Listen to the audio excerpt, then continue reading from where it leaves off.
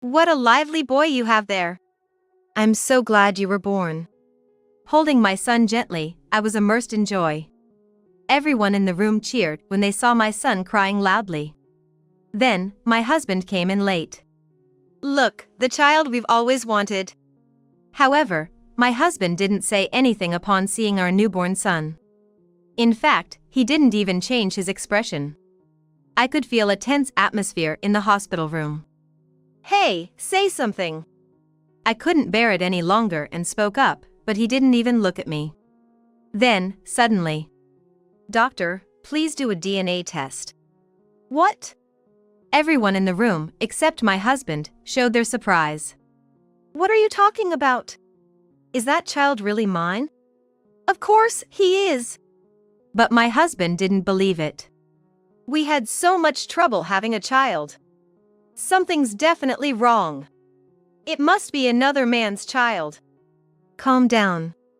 The doctor who took care of me was an old friend. Therefore, he also tried to calm my husband. I won't accept it. Stop it, don't say things that don't make sense. You're one to talk, deceiving me. The conversation was going nowhere. Our pointless argument continued. Then the doctor made a suggestion to stop our quarrel. Let's do a DNA test to find out everything. A week later, when I went to hear the results, my husband was already there, smirking in a creepy way. And the doctor said something shocking. There's no parent-child relationship with the born child. However, there was an unbelievable truth hidden behind this. My name is Emily Johnson, a 30-year-old office worker. I married my husband, Mark, about 3 years ago. And I was due to give birth in a few months. It had been a long journey to get here, and there had been many challenges. Shouldn't we start thinking about having a child? Yes, we should. We started thinking about having a child after 2 years of marriage. As we were about to turn 30, we both wanted a child. We're not getting any younger, and I want to show our parents their grandchild soon. Yeah. My parents never really pushed us, but I think they were hinting at wanting grandchildren. After that, we spared no effort in trying to conceive a child. But it just wasn't happening. To make matters worse, my husband's frustration grew as time went by. Do you want to do it tonight? I'm tired, let's do it some other time. The frequency of our intimate moments decreased, and our relationship became strained. Before I knew it, I had turned 30. That's when I decided to talk to my sister, Natalie, who was already married with 3 kids. I see. How was it for you? I got pregnant pretty easily. Oh, I see. Why don't you try seducing him? That was my younger brother, Alex, chiming in. I couldn't help but sigh. Why are you even here? I thought it might be interesting. That's right, I remembered. Alex has always been quick to jump into anything he finds interesting. Well, Alex is like this, but maybe you can get some ideas from him. Exactly, like I said, just give him some stimulation. That's easier said than done. Just do it. After talking for about 2 hours, we parted ways. On my way home, I was deep in thought about what to do next, and before I knew it, I had arrived home. I entered the house with a bit of nervousness. Where have you been? I went to see my sister. Oh, okay. His response was indifferent. That night, I decided to wear my sexiest lingerie and tried to seduce my husband. What's gotten into you? He was clearly surprised. I just thought it might be nice for a change. Okay. That night, we were intimate for the first time in a long while. I felt fulfilled and happy. But that was the last time my husband and I were together in that way. I tried several times, but eventually, my husband stopped paying any attention to me. Not only did my husband stop paying attention to me, but he also started coming home increasingly late and hardly ever spent time at home. Are you going to be late again tonight? Yeah, so you can go to bed first. Okay. I started to question what it even meant to be married.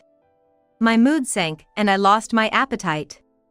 I had thought that getting pregnant would bring back the gentle husband I knew, but we hadn't been intimate for months. Moreover, I started to suspect that he might be having an affair. I'm home. I'm tired, so I'm going to take a bath and then go to bed. Oh, let me take care of your suit. Thanks. It was when I was hanging his suit on a hanger that I noticed a sweet scent from the neckline. Upon closer inspection, it smelled like perfume. Definitely not something my husband would wear. Unsure of what to do, I impulsively called my sister. What's up at this hour? Well. I wasn't even sure how to explain it. Just calm down, take a few deep breaths. Following her advice, I took a few deep breaths. Feeling a bit calmer, I explained the situation to my sister. Mark's suit smells like perfume. Could be accidental, right? Like from a woman at his workplace. But it's on the collar. Is that likely? That does seem unusual. Should I confront him about it? My sister seemed thoughtful. It might be an option, but maybe not right now. Why not? Is there a reason? There's still a chance it's coincidental, and if you ask him now, he might just dodge the question. It's tough, but letting it go for now might be wise. Rushing into things could backfire. She had a point. If I hadn't talked to her, I might have confronted my husband right away. Okay, I'll follow your advice for now. Also, keep an eye out for anything unusual. And remember, you can always call me if something comes up. Okay. I hung up the phone. Feeling lighter than before the call. What are you doing there? Oh, nothing. I'm going to bed, don't stay up too late. Okay, I won't. My heart nearly stopped. I don't think he heard my conversation with my sister. But I worried if he was suspicious. I kept a close eye on my husband's actions. You've been coming home earlier lately. Yeah, work's calmed down a bit. Oh, really? Something on your mind? No, not really. After that, I didn't notice the perfume scent on his clothes anymore. Maybe, as my sister suggested, it was just a one-time thing. If everything stayed peaceful, that was fine by me.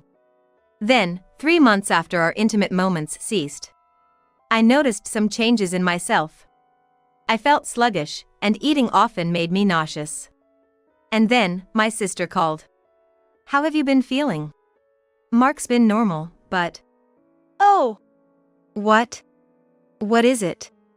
I told her about my recent physical symptoms. Then, my sister reacted with surprise. Are you serious? Yes, why? You might be pregnant. Wait a second.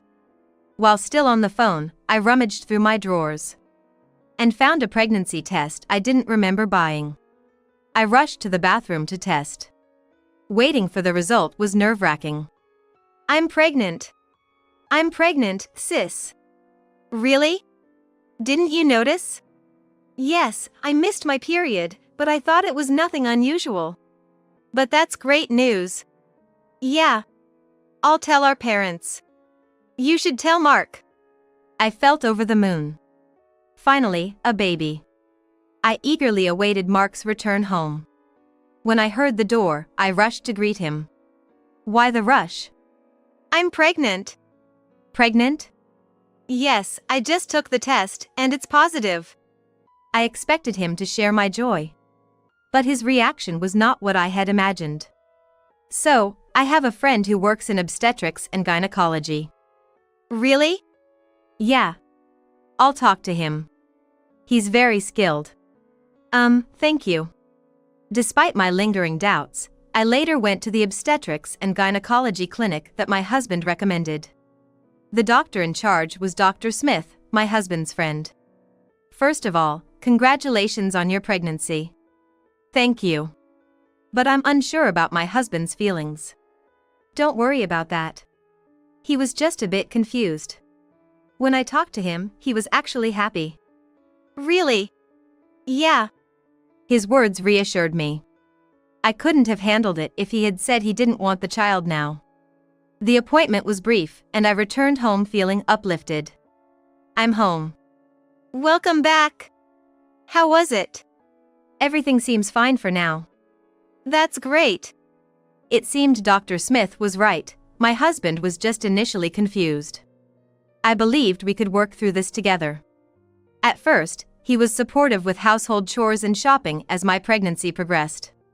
However, as my belly grew, he gradually became distant again.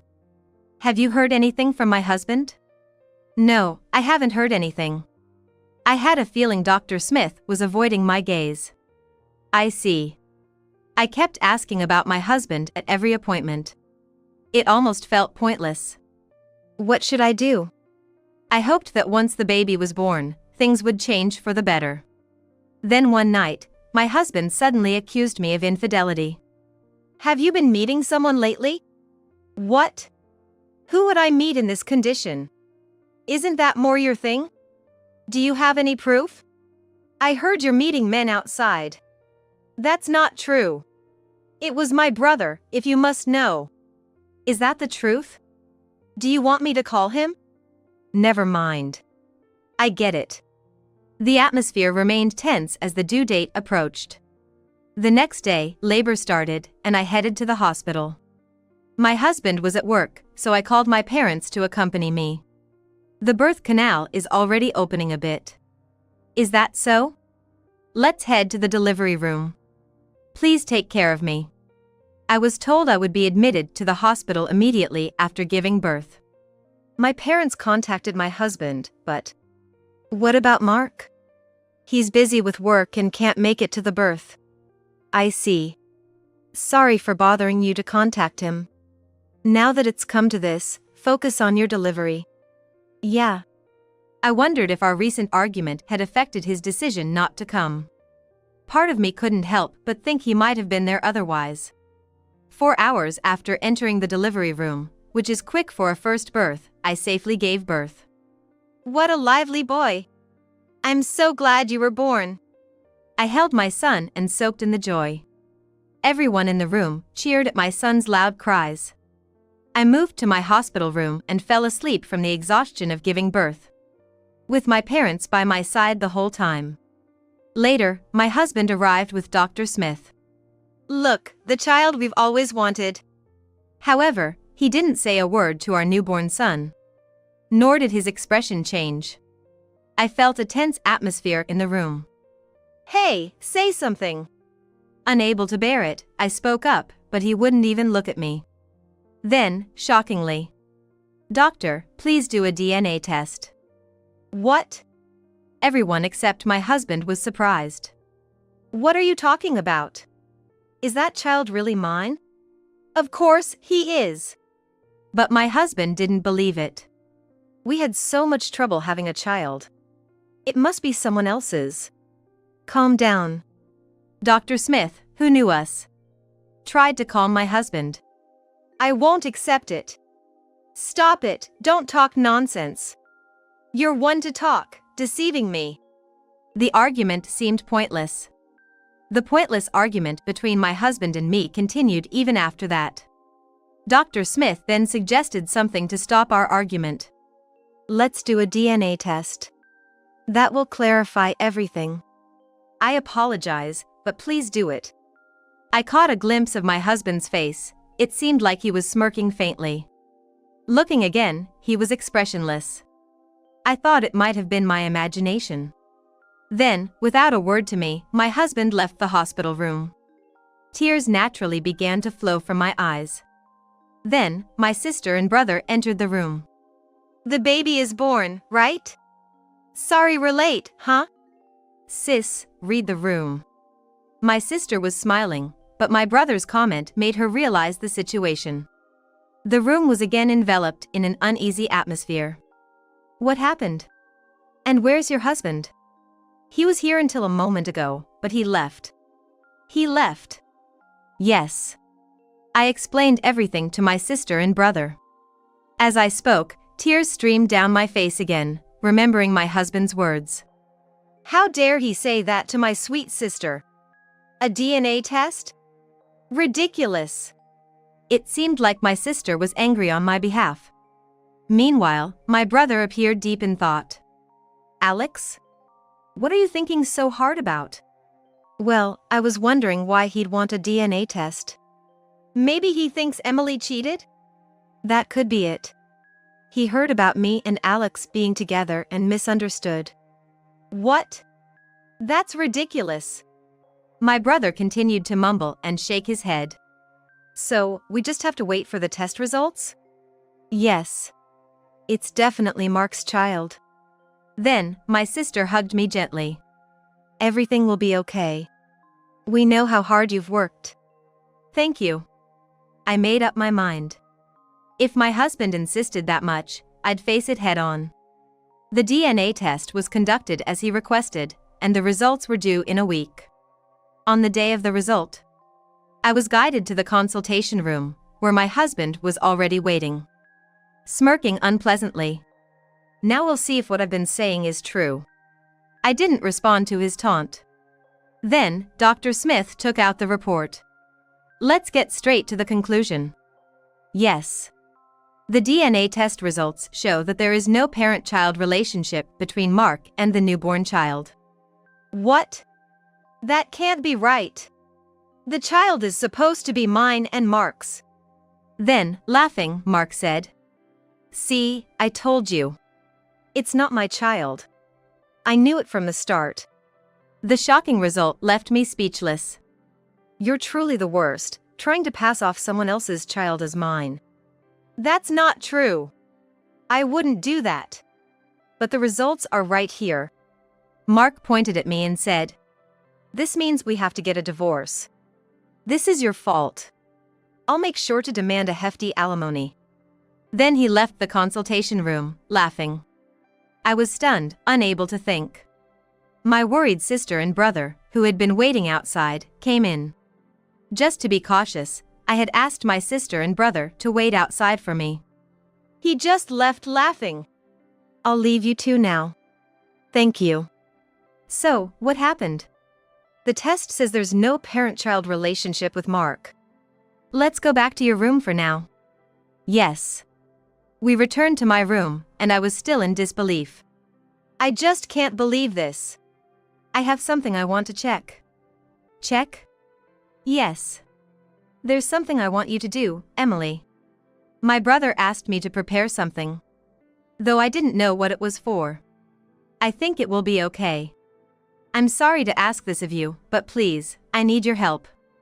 Then I received a call from Mark, who had just left. It's Mark. You should answer it. Okay. I put it on speaker and answered. As I said before, the divorce is definite. I told my parents, and they said to leave you quickly. Your parents too? Yes. And don't forget about the alimony and the hospital bills. Okay, I understand. I'm planning to hire a lawyer too. That's a waste, but do what you want. I will. Anyway, I'm busy with various preparations, so I'll contact you again later. With that, Mark ended the call. What a selfish man. Just stay calm. I think it'll be okay. Really? We'll do what we can. 3 days later, I was discharged from the hospital with my son. Natalie and Alex came to pick us up and we went back home. We planned to move my belongings out while Mark was at work. Upon arriving home. What's this? We've been outmaneuvered. Mark had moved all his belongings out while I was in the hospital. No, this might actually be an opportunity. Let's find what I asked you to get. All right. I collected Mark's hair and the toothbrush he left behind. Will this be enough? It should be fine, I think. Our home became our base of operations. I need to investigate something else. What? I heard from Natalie about the possibility of Mark cheating. I'll look into that just to be safe. Is that okay? Of course. Family helps each other. My brother busily started his investigation. I was grateful for his help, even as family.